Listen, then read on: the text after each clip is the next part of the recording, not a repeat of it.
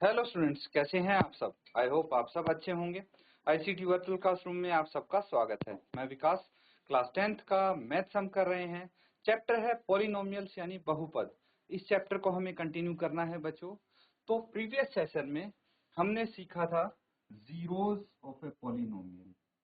ठीक है, zero of a polynomial क्या होता है इसके बारे में हम सीख रहे थे। जीरो ऑफ ए पॉलिनोमियल,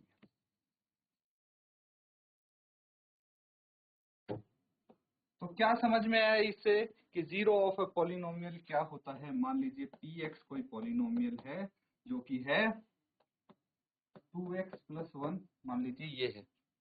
तो इस पॉलिनोमियल की जीरो क्या होगी। तो देखिए, इस पॉलिनोमियल की जीरो वो होगी जो जिस वैल्यू पे, ठीक है, x की जिस वैल्यू पे ये पॉलिनोमियल जीरो हो जाएगा वही होगी इस पॉलिनोमियल की जीरो। समझ में आ रहा है। तो बस यही चीज हमें यहाँ पे सीखनी है कि जीरो ऑफ पॉलिनोमियल क्या हो सकती है। ठीक है बच्चों, तो यहाँ पे हमने देखा था जीरो ऑफ ए पॉलिनोमियल किस प्रकार से काम करता है। अब यहाँ पे पी एक्स आपको गिवन है, ठीक है, पी एक्स आपको गिवन है और देखिए पी एक्स की अलग अलग वैल्यूज रखी, लेकिन जब हमने एक्स की वैल्यू 1 रखी, जब हमने x की वैल्यू 1 रखी तो ये जो इक्वेशन है, ये जो पॉलिनोमियल है, यहाँ पे पॉलिनोमियल जीरो हो गया। हमारा क्या हो गया, जीरो हो गया। पॉलिनोमियल की वैल्यू जीरो आ गई।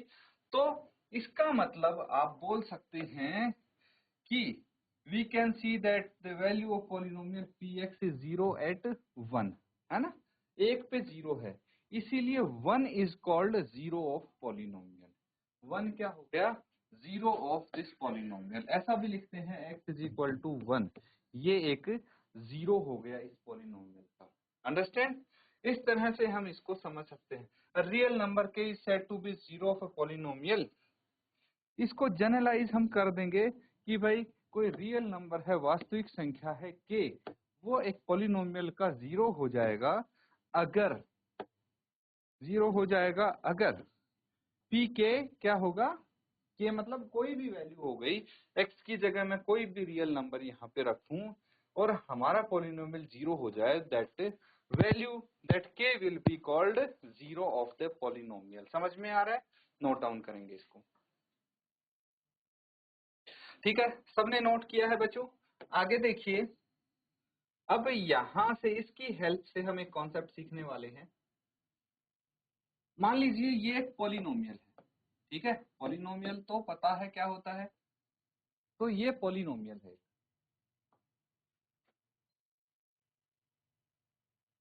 अब ये किस टाइप का पॉलिनोमियल है, अगर हम डिग्री के हिसाब से देखें, on the basis of degree अगर चेक करें तो इसकी डिग्री 1 है, क्योंकि हाईएस्ट जो पावर है एक्स की वो 1 है। That is why this is known as linear polynomial. क्या बोलेंगे इसको, लीनियर पॉलिनोमियल बोलेंगे। ये भी सीखा है हमने, है ना, स्टार्टिंग में। तो ऐसा नहीं है पुरानी चीज आप भूलते जाओ, आपको सारी चीजें रिवाइज करते रहना है बार बार। ठीक है, तो ये लीनियर पॉलिनोमियल है। अब अगर on the basis of terms देखें, ठीक है, तो ये बाइनोमियल है ना। तो बाइनोमियल मतलब दो टर्म्स हैं, इसमें दो पद हैं। समझ में आ रहा है। तो यहाँ पे ये एक पॉलिनोमियल है। अब जीरो की बात करने हम, है ना, जीरो वाला कॉन्सेप्ट सीख रहे हैं। तो अगर मैं बोलूं के इस पॉलिनोमियल का जीरो है और के कोई भी वैल्यू हो सकती है, ठीक है, तो उसके लिए मैं क्या बोल सकता हूं, अगर यहाँ पे x की वैल्यू k रखूंगा तो ये पॉलिनोमियल जीरो के बराबर हो जाएगा। यही मतलब है जीरो का। तो मैं क्या करता हूं, जो ये पॉलिनोमियल है x की जगह k पुट कर देता हूं। k की वैल्यू हमें चाहिए, है ना, जो k की वैल्यू आएगी वही क्या होगा, इस पॉलिनोमियल का जीरो होगा। तो मैं एक को राइट साइड लेके जाता हूं, ये आ जाएगा 2k इज इक्वल टू -1, है ना। साइन चेंज हो जाता है जब हम राइट साइड लेके जाएंगे इस नंबर को। उसके बाद जब 2 राइट साइड जाएगा तो ये डिनोमिनेटर में आ जाएगा, है ना। तो के की वैल्यू यहाँ पे क्या हो गई, -1/2, -1/2 हो गई के की वैल्यू। समझ में आ रहा है बच्चों। तो ये आपकी के की वैल्यू हो गई, इसको बोलेंगे zero of the polynomial 2x + 1। Zero of the polynomial 2x plus 1 is -1/2। ठीक है, तो ये हो गया जीरो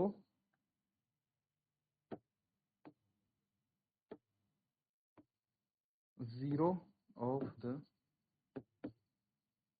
पॉलिनोमियल इज -1/2। ठीक है, अब आगे देखते हैं, k is zero of a polynomial. ठीक है, k पॉलिनोमियल का जीरो है और यहाँ पे हम इसको जनरलाइज कर देते हैं, है ना। तो हमने यहाँ पे रखा है x का कोफिशिएंट a और ये जो कांस्टेंट है इसको b मान लिया है, कोई भी नंबर हो सकते हैं यहाँ पे। तो ये देखिए, ये हो गए आपके पास एक पॉलिनोमियल ax प्लस b। ठीक है, अगर k जीरो है तो मैं k रख देता हूँ x की जगह, है ना, और यहाँ से k की वैल्यू निकालने की कोशिश करते हैं। तो k की वैल्यू अगर नहीं निकालेंगे हम तो क्या आ जाएगा, -b/a। तो जीरो ऑफ पॉलिनोमियल क्या होगा, -b/a। ठीक है, तो यहाँ पे हम लिख सकते हैं कि अगर हमारे पास कोई पॉलिनोमियल है, कौन सा, ax प्लस b, तो इसका जीरो हो जाएगा -b/a।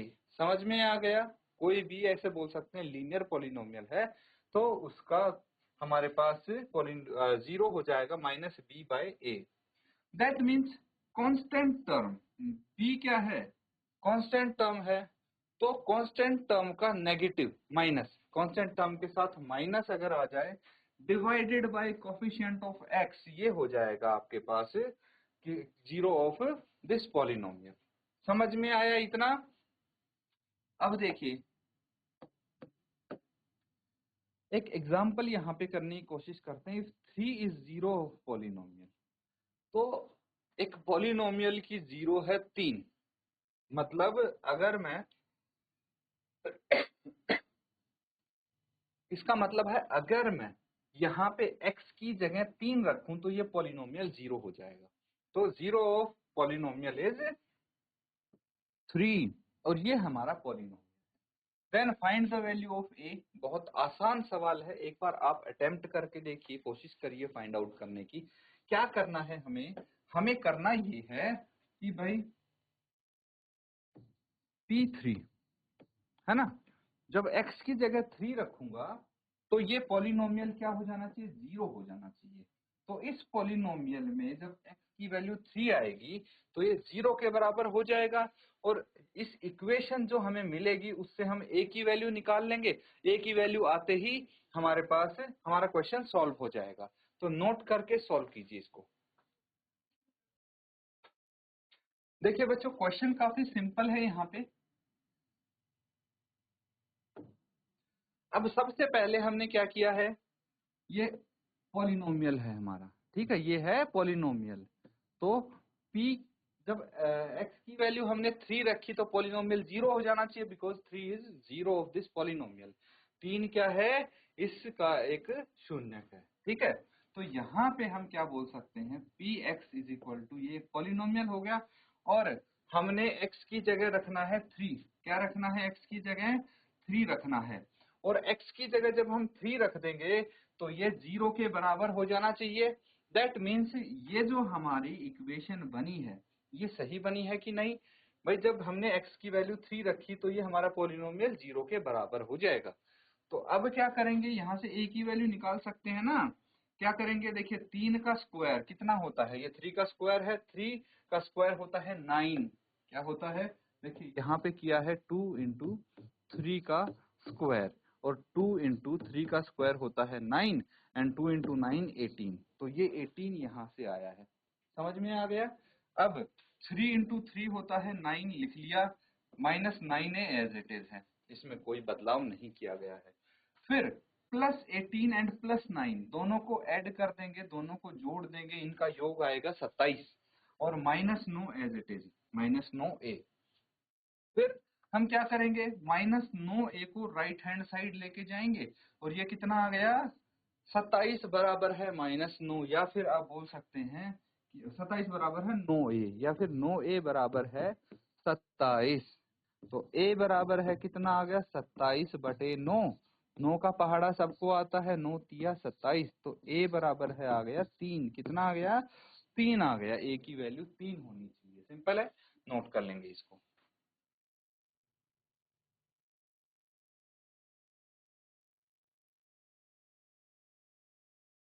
ठीक है बच्चों, अब देखिए एक और क्वेश्चन हम यहाँ पे करेंगे। ये एग्जाम्पल देखिए, फॉर व्हाट वैल्यू ऑफ के की वैल्यू निकालनी है हमें अब। ठीक है, फॉर व्हाट वैल्यू ऑफ के -2 is zero of the polynomial, ये पॉलिनोमियल है। तो के की कौन सी वैल्यू के लिए -2 इस पॉलिनोमियल का जीरो बना है, यहाँ पे के आपको दिया गया है ना। सेम क्वेश्चन है जैसा पिछला क्वेश्चन हमने किया था। क्या किया है, इफ -2 इसका जीरो है पॉलिनोमियल का, दैट मीन्स एक्स की वैल्यू अगर -2 रखेंगे तो ये पॉलिनोमियल हमारा जीरो के बराबर हो जाएगा। अब पी एक्स इसके बराबर है, ये हमारे पास पॉलिनोमियल है और -2 अगर जीरो है तो हम क्या करेंगे, x रिप्लेस कर देंगे -2 से इस पॉलिनोमियल में, तो ये इक्वल किसके हो जाएगा, जीरो के इक्वल हो जाएगा। वही किया है हमने, इसको -2 से रिप्लेस कर दिया, तो देखिए जहां जहां x था वहां वहां -2 रख दिया, तो ये जीरो के बराबर हो जाएगा। अब इसको सॉल्व करेंगे फॉर वैल्यू ऑफ के। सिंपल है, कैलकुलेटिव पार्ट है वो मैं आपको बता देता हूँ। देखिए 3 इंटू -2 है, 3 इंटू -2 और इसका स्क्वायर है। इसको कैसे सॉल्व किया हमने, -2 का स्क्वायर कितना होता है, कोई भी नेगेटिव इंटीजर का स्क्वायर अगर हम करेंगे तो पॉजिटिव इंटीजर आएगा, स्क्वायर करेंगे या फिर पावर 4 6, जैसे ही पावर इवन होगी तो नेगेटिव इंटीजर की पावर अगर इवन हुई तो जो आंसर आएगा वो कैसा आएगा, पॉजिटिव इंटीजर। समझ में आ गया, अगर पावर ओड होगी तो नेगेटिव इंटीजर ही आएगा। अब यहाँ पे -2 का स्क्वायर 4 हो जाएगा और 4 इंटू 3 12, तो ये 12 यहाँ से आया है। ठीक है, आगे तो सिंपल है, सेम है। देखिए 4 इंटू 2 है ना, 4 इंटू -2 कितना हो गया, -8 हो जाएगा। एंड ये एज इट इज लिख दिया हमने, जीरो के बराबर है ये। अब क्या करना है बच्चों, अब देखिए 12 -8 कितना हो जाएगा, एक स्टेप और आप चाहें तो लिख सकते हैं इसके बाद। 12 -8 कितना हो गया, 4 हो गया। 4 बराबर 4 प्लस 2 के बराबर है 0, ये स्टेप लिखी है। अब 4 को राइट हैंड साइड लेके जाएंगे अगली स्टेप में, तो ये माइनस का हो जाएगा, 4 साइन चेंज हो जाता है ना। उसके बाद 2 को अब राइट साइड लेके जाएंगे तो क्या हो जाएगा, ये हो जाएगा, एक स्टेप और ऐड कर देता हूं मैं, k इज इक्वल टू -4/2। इसको कैंसल आउट करेंगे तो क्या आ जाएगा, -2। तो k is equal to -2, k की वैल्यू कितनी आई है, -2 आई है। नोट कर लेंगे इसको।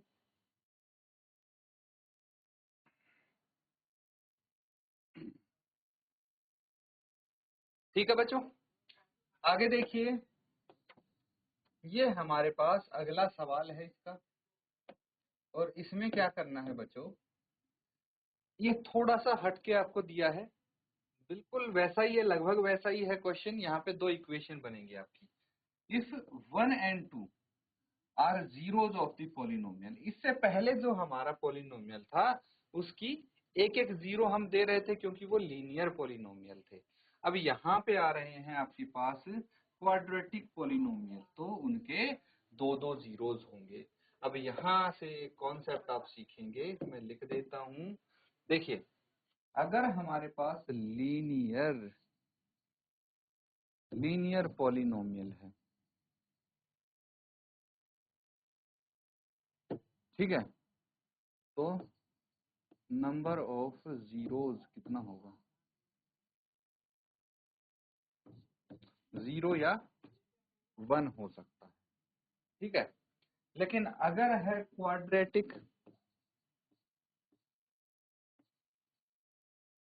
क्वाड्रेटिक पॉलिनोमियल है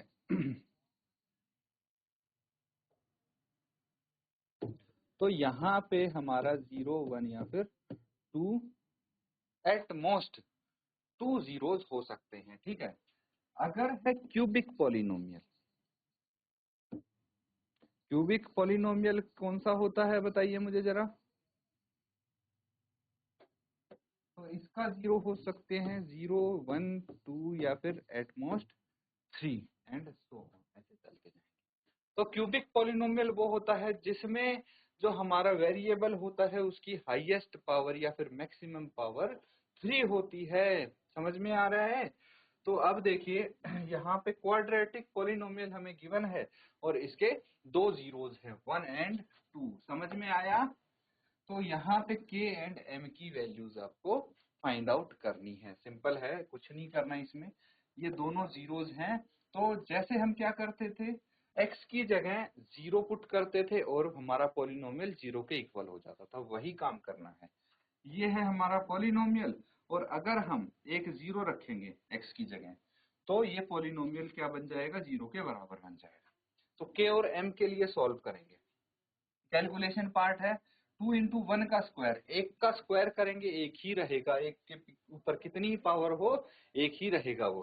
तो 2 इंटू 1 2 आ जाएगा, माइनस के इंटू 1 माइनस के आ जाएगा, plus 2m as it is है।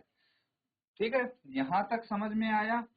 तो ये क्या हो जाएगा बच्चों, मैं क्या करूंगा, k को दूसरी तरफ लेके चला जाता हूं, क्या आ जाएगा ये 2 plus 2m is equal to k, या फिर ऐसे लिख लीजिए कि k is equal to 2m plus 2। ये इक्वेशन 1 हो गई, इसको इक्वेशन 1 नाम दे देंगे। अब दूसरी 0 पुट करेंगे हम, तो x की जगह 2 रखेंगे, x की जगह 2 रखेंगे तो क्या आएगा, चलिए देखते हैं।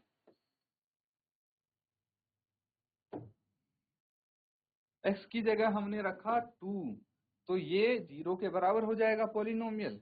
अब देखिए यहाँ पे है 2 इंटू 2 का स्क्वायर, कितना आ जाएगा, 2 इंटू 2 का स्क्वायर होता है 4, 4 इंटू 2 8, तो ये आ गया आपका 8, है ना, इसकी जगह 8 आ गया। माइनस k इंटू 2 यानी 2k हो गया माइनस का, एंड प्लस 2m हो गया। ठीक है, समझ में आ रहा है? तो ये एक और इक्वेशन आ गई हमारे पास। हम एक काम कर सकते हैं, जो यहाँ से k की वैल्यू निकाली थी हमने, देखिए ये वाली k की वैल्यू हमने निकाली थी, तो इस k की वैल्यू को हम इस इक्वेशन में पुट कर देंगे, रख सकते हैं। जो k है, k की जगह रखेंगे 2m प्लस 2, तो रख दीजिए, k की जगह रख दिया 2m प्लस 2, बाकी एज इट इज। ध्यान से देखिए, ये 8 एज इट इज है। जो ये k है, इसकी जगह मैंने ये रखा है, k की जगह 2m प्लस 2 रखा है, बाकी सेम है। इसको आगे सॉल्व करेंगे, इजीली आंसर आ जाएगा। क्या करना है हमें, देखिए ये है 8, मैं यहाँ पे करके दिखा देता हूँ आपको, 8 और ये 2m प्लस 2 है, माइनस 2 बाहर है ब्रैकेट के, तो ब्रैकेट ओपन करेंगे, क्या आ जाएगा, minus 4m minus 4 plus 2m is equal to 0, है ना। अब क्या करना है, ये है 8 एंड ये है -4, तो 8 माइनस 4 कितना होता है, 4 होता है। इसको हम बाद में लिखेंगे, पहले ये देखिए, यहाँ ही लिख लीजिए, कोई दिक्कत नहीं है। 8 माइनस 4 4 होता है, फिर -4 plus 2 -2m is equal to 0। तो 4 इज इक्वल टू कितना आ जाएगा, 2m, और 4/2 बराबर है m, तो m कितना आ जाएगा यहाँ पे, m इक्वल्स टू 2 आ गया। m किसके बराबर आ गया, 2 के बराबर आ गया। हमें क्या चाहिए, m और k चाहिए। अगर मैं यहाँ पे m की वैल्यू पुट करता हूँ तो k कितना आ जाएगा, k is equal to 2 into m की वैल्यू 2 है हमारे पास, प्लस 2 कितना आ जाएगा, 4 प्लस 2 और 6 आ जाएगी k की वैल्यू। ठीक है, नोट कर लीजिए।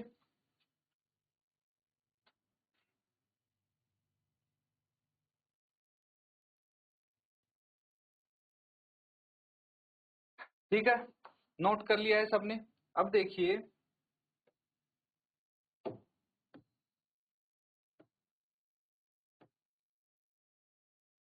तो हमारे पास यही वैल्यूज आई हैं,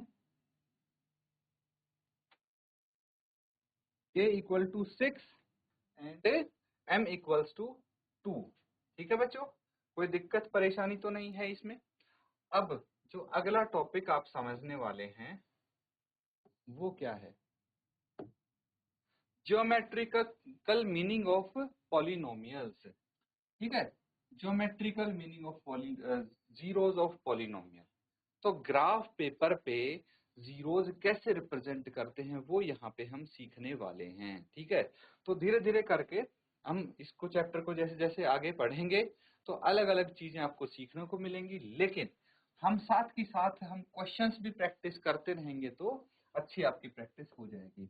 अब देखिए क्या करना है, जो ज्योमेट्रिकल पोर्शन है थोड़ा सा आपको घर से रीड करके आना है ताकि आप समझ पाए कि भाई कैसे हम ज्योमेट्रिकली इनको जीरोज को एक्सप्रेस कर सकते हैं। समझ में आ रहा है? तो ये वाला पोर्शन आप होमवर्क में कंप्लीट करेंगे बच्चों, ठीक है। तो आज जितना किया है वो भी आपको होमवर्क में रिवाइज करना है, घर जाके आप पूरा रिवाइज करेंगे। जो क्वेश्चन हमने किए हैं यहाँ पे उनको भी आप दोबारा सॉल्व करके देखेंगे, और स्टार्टिंग से अभी तक इस चैप्टर में जो जो कॉन्सेप्ट, देखिए इस चैप्टर में हमने काफी सारे कॉन्सेप्ट किए हैं, 2 से 3 सेशन हमने लगाए हैं, वन बाय वन कॉन्सेप्ट हम कर रहे हैं, उनको रिवाइज जरूर करें आगे बढ़ने से पहले। इस चैप्टर में अच्छे से आपको पता होना चाहिए कि types of polynomials on the basis of degree and on the basis of terms क्या क्या होते हैं, कोई पॉलिनोमियल है या नहीं है, भाई उनको भी पहचानना आना चाहिए। ये सारी चीजें हम डिस्कस कर चुके हैं, आपको रिवाइज करना है। फिर जीरो ऑफ द पॉलिनोमियल क्या होता है, ये सब चीजें आपको पता होनी चाहिए। तो ठीक है बच्चों, ये वाली चीज आप सारी होमवर्क में कंप्लीट करेंगे। इसी के साथ स्टूडेंट्स आज का सेशन हम यहाँ पे एंड करते हैं। Thank you and have a nice day.